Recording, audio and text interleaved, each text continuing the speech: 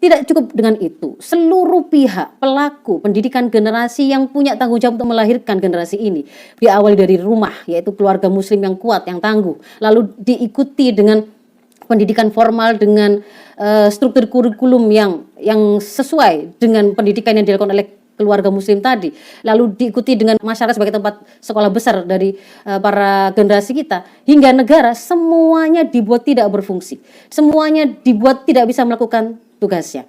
Mereka diserang dengan serangan yang juga habis-habisan. Saya sampaikan di sini secara singkat, segala isu, segala ide yang bertujuan untuk membuat para ibu tidak merasa butuh melaksanakan tugas dan tanggung jawabnya sebagai pendidik anaknya, itu adalah serangan untuk keluarga. Semua ide yang mengajari para pemuda kita, generasi kita untuk tidak perlu menikah, tidak perlu punya anak, mempertanyakan kepemimpinan suami, mempromosikan kesetaraan gender, tidak boleh ada pengaturan syariah di dalam keluarga, maka itu adalah hal-hal yang akan melemahkan keluarga. Yang berikutnya, sekolah juga dibuat menjadi tempat yang malah menghasilkan profil-profil yang justru rusak, tidak seperti yang kita harapkan tadi. Sekularisasi, kurikulum-kurikulum yang kemudian tidak sama sekali berkeinginan untuk membentuk syahsiah Islam dalam profil anak-anak kita.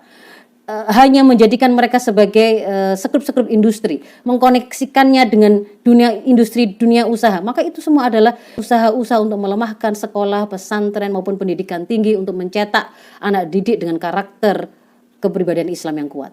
Yang berikutnya, masyarakat. Semua ide dan nilai rusak bisa dijajakan atas nama kebebasan, atas nama modernisme, kearifan lokal. Negara dalam hal ini sudah kehilangan posisinya.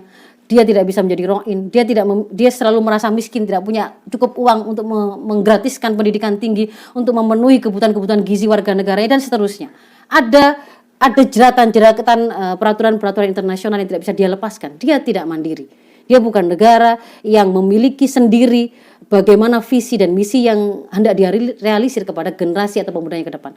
Maka saya ingin menunjukkan kalau sudah seperti itu, sebenarnya apa yang kita saksikan profil generasi muda muslim hari ini adalah karena kita mencampakkan sistem Islam kafah, dan kemudian kita malah dengan senang hati mengambil sekularisme kapitalisme, bahkan kita dipimpin oleh sekularisme kapitalisme tersebut. Apa yang kemudian dianggap mulia, apa yang dianggap modern, apa yang dianggap benar, terpuji, tercela, kita mengikuti saja.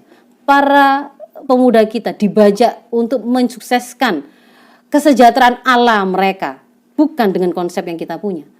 Sehingga tidak ada jalan lain. Terciptanya profil generasi muslim yang mulia dan tangguh membutuhkan penerapan Islam kafah, membutuhkan berfungsinya seluruh pelaku pendidikan generasi secara harmonis, secara sinergis, dan itu merupakan tugas kita untuk mewujudkannya.